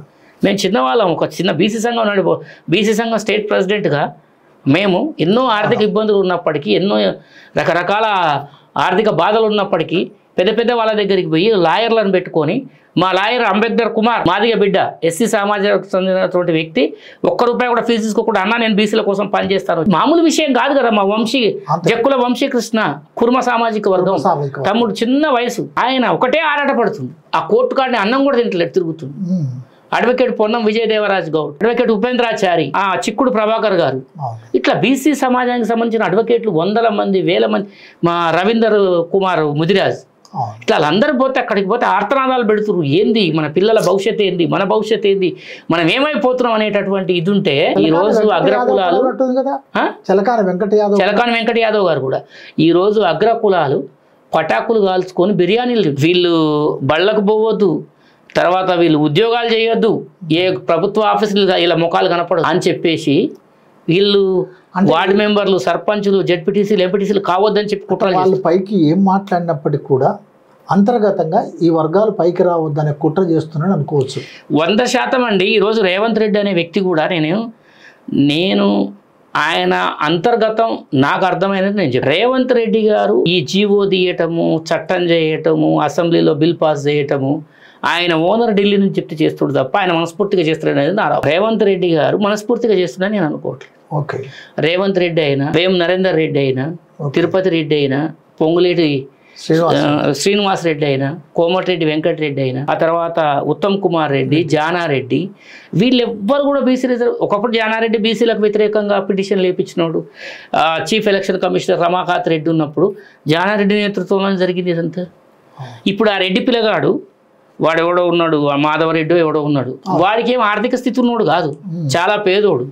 వాడికి హైకోర్టులో, సుప్రీంకోర్టులో కేసెస్ స్తోమత లేదు. ఆయన బీజేపీ అనుకూల వ్యక్తి. కానీ ఇక్కడ బీజేపీ కాదు, అన్ని పార్టీలలో ఉన్న రెడ్లు ఆయన డబ్బులు. నువ్వు చేయరా మంచిగా ఫైట్, మేము బదనం కాలి, మేము ముందుకు వస్తే మాకు రాజకీయ భవిష్యత్తు పోద్ది అని. కానీ ఇప్పుడు మీకు రాజకీయ భవిష్యత్తు లేదు, అర్థమైపోయింది. ఈరోజు వాట్సాప్ యూనివర్సిటీ వచ్చింది, ఫేస్బుక్ వచ్చింది, మాలాంటి ప్రశ్నించేటటువంటి యువత వచ్చింది. ఇందిరా సహాని కేసులో, ఇప్పుడు మండల్ కేసు, ఇందిరా సహాని కేసులో ఇంత తెలివి లేదు, ఇంత మాధ్యమాలు లేవు. ఒక ఉద్యమం ఇక్కడి నుంచి అక్కడికి పోవాలంటే 15-20 రోజులు పట్టేది. తెలంగాణ సాయుధ పోరాటంలో ఒక పేపర్ రావాలంటే 20 రోజులు పట్టేది. ఈ రోజు వితిన్ సెకండ్స్ ఎక్కడ ఏం జరుగుతుందో తెలుస్తుంది. కోర్టులో జరిగేటటువంటి వాదనలు కూడా మన వాళ్ళు నిన్న మొన్న క్యూ న్యూస్ లో పెట్టారు, లైవ్ పెట్టారు, నేను చూసిన. కోర్టుకు పోకుండా ప్రజలంతా చూసారు, అనేక టీవీలలో పెట్టారు, నాట్ ఓన్లీ చాలా టీవీలలో లైవ్ పెట్టారు. ఈరోజు వ్యవస్థ మారిపోయింది. వెనకటిలాగా మూస పద్ధతిలో మేము మోసం చేస్తాం, మేము దగా చేస్తాం, మిమ్మల్ని ఆ రోజు మేము హైదరాబాద్ ముఖం చూడలేదు, అమెరికా ముఖం. ఈరోజు అమెరికా పోయినాం, హైదరాబాద్ పోయినాం, రాజకీయాలు తెలుసుకున్నాం, రాజ్యాంగం తెలుసుకున్నాం, కోర్టులు ఏందో తెలుసుకున్నాం. వేలాది మంది వకీళ్ళు వకాలత్ చేస్తున్నారు మా వాళ్ళు. నరేంద్ర గారు, ఈ స్థితిలో ఇప్పుడు మీరు చెప్పినటువంటి కుల్లా అసలు వివరించి చెప్పారు. ఇలాంటి స్థితిలో 4 వర్ణాలలోని 4వ వర్ణమైనటువంటి శూద్రులందరూ ఒక వర్ణంగా ఉన్నారు వాళ్ళ ఉద్దేశం ప్రకారం. ఈ శూద్రులు ఎప్పుడైనా తిరుగుబాటు చేస్తారు అనుకోని కావచ్చు, బహుశా వాళ్ళను అతి శూద్రులని అంటరాడవారని ఇంకా చాలా మార్గం మార్చారు. ఇప్పుడు బీసీలంతా కూడా ఒకటిగా లేరు, ఎందుకంటే బీసీలలో కూడా అనేక కులాలు ఏర్పడ్డాయి, అందులో ఎంబీసీ కూడా వచ్చింది. సో ఈ బీసీలలో ఉండేటువంటి అనేక కులాలను ఎంబీసీలను ఐక్యం చేసుకోవటం, ఈ ఎస్సీ ఎస్టీ మైనార్టీలో ఉండేటువంటి కులాలను ఐక్యం చేసుకోవటం, ఈ 4వ వర్ణమైనటువంటి శూద్ర వర్ణాన్ని మొత్తంగా ఐక్యం చేసుకోవటం ద్వారా 42% రిజర్వేషన్ సాధించడమే కాదు, అసలు ఈ రాజ్యాధికారాన్ని సాధించవచ్చు. దాని వైపు మీరు ఏదైనా ఆలోచన చేస్తున్నారు? ఇప్పుడు వాళ్ళ ప్రాబ్లం అదే. ఇప్పుడు రెడ్ల ప్రాబ్లం ముఖ్యంగా ఏంటంటే, కమ్మలు కొద్ది శాతం మంది, వెలమలు కొద్ది శాతం మంది, కోమట్లు కొద్ది శాతం మంది, బ్రాహ్మణులు. ఇప్పుడు గుత్తాధిపత్యంగా రెడ్లదే నడుస్తుంది వతందారిత. ఈ రోజు ఏమైతుందంటే 42% బీసీలు, ఎస్సీ ఎస్టీలతో కలుపుకుంటే 67-69% అవుతుంది కదా. ఇది కాక సర్పంచుల్లో ఒక వేరియేషన్ ఎట్లా ఉంటుందంటే, ఒక ఊరు మొత్తం మొత్తం ముదిరాజులు ఉంటారు, ఒక ఊరు మొత్తం గౌడ్లు ఉంటారు, ఒక ఊరు మొత్తం యాదవులు, ఒక ఊరు మొత్తం మాదిగలు ఉంటారు. అక్కడ సర్పంచ్ నోటిఫికేషన్ ఇస్తే వాళ్ళ ఓట్లు వాళ్ళు గుద్దుకుంటారు. అంటే జెడ్పీటీసీ కాడికి వచ్చే వరకు స్థితి మారుతుంది, లెవెల్ మారుతుంది, నిచ్చెన మెట్ల కుల వ్యవస్థలో మారినట్టు మారుతుంది. ఈ ఎలక్షన్ ప్రక్రియలో గ్రామాల మీద పట్టు రెడ్లు కోల్పోతారు. ఈ 70% రిజర్వేషన్లు కనుక ఎస్సీ ఎస్టీ బీసీల చేతులుంటే, ఇంకో అదనంగా ఇంకో 5-10% ఓపెన్ లో కొట్టుకుంటే, 80% వీళ్ళే ఉంటే రేపు ఎవడ ఎమ్మెల్యే పోయినా అయ్యా నా కోట్లు ఇప్పి గ్రామం మీద పట్టు ఇడుకుంది కాబట్టి అక్కడ ఉండే సర్పంచ్ సాకల ఆయనైనా, మంగళ ఆయనైనా, గౌండ్ల ఆయనైనా, మాలమాదిగ ఆయనైనా, ఈ రెడ్డి ఎమ్మెల్యే అయినా, మంత్రి అయినా అని ఇంటికి పోయి కూర్చోవాలి, ఛాయ్ తాగాలి, తమ్ముడు నీ అన్న లెక్కరా, నీ తమ్ముని లెక్కరా, దండం పెడతాను గెలిపి అని చెప్పాలి. ప్రజాస్వామ్యం కదా, ఆ పట్టు పోతుంది. కాబట్టికనే అది పోకుండా ఉండాలంటే ఇది రాకుండా ఉండాలని చెప్పి దీన్ని అడ్డుకుంటుంది. ఉద్దేశం అది. ఇప్పుడు 42% బీసీ రిజర్వేషన్ రావటం వల్ల ఎవరికైనా ఇబ్బంది ఉందా? అగ్రకుల పేదలకు ఇబ్బంది ఉందా? అంతే కదా. ఎస్సీ ఎస్టీలకు ఇబ్బంది ఉందా? ఎవడి వాటా వాడిది, అంతే కదా. మరి ఉద్దేశపూర్వకంగా నా నోటికాడి బుక్కను వాడు గుంజుకుంటుండంటే ఏంది? వీడు వీక్ అయి ఉండాలి, బలపడవద్దు, వీడికి అన్నం దొరకవద్దు. అంటే అన్నం అంటే ఇక్కడ వీడు రాజ్యాధికారంలోకి రావద్దు, పోతే లోకల్ బాడీస్ స్థానిక ఎన్నికల్లో స్థానికంగా వీడు బలపడవద్దు, స్థానికంగా ఈ వర్గాలు బలపడితే మన పని మట. కాబట్టి ఈ ఎమ్మెల్యేలు, ఎంపీలు, ఈ మంత్రులు వీళ్ళే సూట్ కేసులు పంపి పెద్ద పెద్ద అడ్వకేట్లను పెట్టి డబ్బులు ఇచ్చి ఈ వర్గాలకు అందేటటువంటి ఫలాలను అడ్డుకుంటున్నారు. ఇది నా సూటి ఆరోపణ, నేను సూటిగా చెప్తున్నది. ఎందుకంటే దీంట్లో ఎటువంటిది లేదు, దీని మీద డిబేట్ చేయడానికి ఎంత దూరం అయింది. ఇప్పుడు 70% సాధించుకోవడానికి మీరు చేయబోయేటువంటి భవిష్యత్ కార్యక్రమం ఏంటి? ఫస్ట్ ఎడ్యుకేషన్ ప్రోగ్రామ్ ఏంటంటే, ఇప్పుడు మనం అనుకోండి శత్రువు కనపడుతుండు, శత్రువుని ఎటగొట్టాలి. శత్రువు బలం ఏంది? శత్రువు బలం ఏంటంటే మన ఓట్ల ద్వారా రాజ్యానికి వచ్చి మన మీదనే జులుం చేస్తుంది. అవును, నెంబర్ 1 పాయింట్. ఇంకొకటి ఏంటంటే మీరు అడిగిన దాంట్లో శూద్ర వర్గాలని పంచములుగా 4వ వర్ణంగా సృష్టించడానికి కారణం ఏంటంటే నిచ్చెన కాంశీరామ్ గారు చెప్తారు కదా, నిచ్చెన మెట్ల కుల వ్యవస్థ. పూలే కూడా అదే చెప్పాడు. పూలే, అంబేద్కర్, కాంశీరామ్ అలా ముగ్గురు ఐడియా. ఈ మెట్టు కంటే ఈ మెట్టు నేను గొప్ప అనుకుంటాను, ఈ మెట్టు కంటే ఈ మెట్టు గొప్ప అనుకుంటుంది. వీడికి ఎందులో నేను పైన నాకంటే ఆడు తక్కువ, వీడికి ఆడికి పెద్ద తేడా ఏం లేదు, కానీ వీడు అనుకుంటాడు. ఆ అంతరాలు గతంలో కంటే ఇప్పుడు మారింది. అంటే ఉద్యమ స్వరూపము, మనిషి ఆలోచన విధానం మారిపోతుంది. ఒకనాడు పూలే గారు ఛత్రపతి శివాజీ మహారాజ్ చరిత్రను తేవాలంటే ఎంతో కష్టపడ్డాడు. ఈరోజు ఛత్రపతి శివాజీ విగ్రహాలే పెడుతుంది, పెద్ద విషయం కాదు.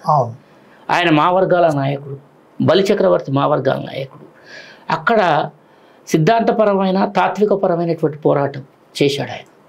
తర్వాత అంబేద్కర్ గారు కాలారాం టెంపుల్ ప్రవేశానికి ఎంతో మా దళిత వర్గాలు ఒక రాముని గుళ్ళోకి పోవద్దని మహాచెరువు పోరాటంలో బుక్కె నీళ్ళు తాగడానికి పెద్ద పోరాటం చేసి, ఈరోజు ఆ పరిస్థితి లేదు, పరిస్థితి మారుతూ వచ్చింది. శత్రువు కూడా రూపం మార్చుకున్నాడు. కాబట్టి ఈ అంబేద్కర్, పూలే పోరాటాలను మనం తీసుకొని దాని నుంచి స్ఫూర్తి పొంది మనం అందరం సమసమాజం స్థాపన కోసం పనిచేయటమే బీసీ ఎస్సీ ఎస్టీ సంఘాల ప్రధాన ఉద్దేశం అని చెప్పి మీకు ఈ సందర్భంగా తెలియజేస్తాను. మిత్రులారా, నరేందర్ గారు లోతైన వివరణ ఇచ్చారు. అనేక వాస్తవాలను కుండ బద్దలు కొట్టినట్టుగా చెప్పేశాడు.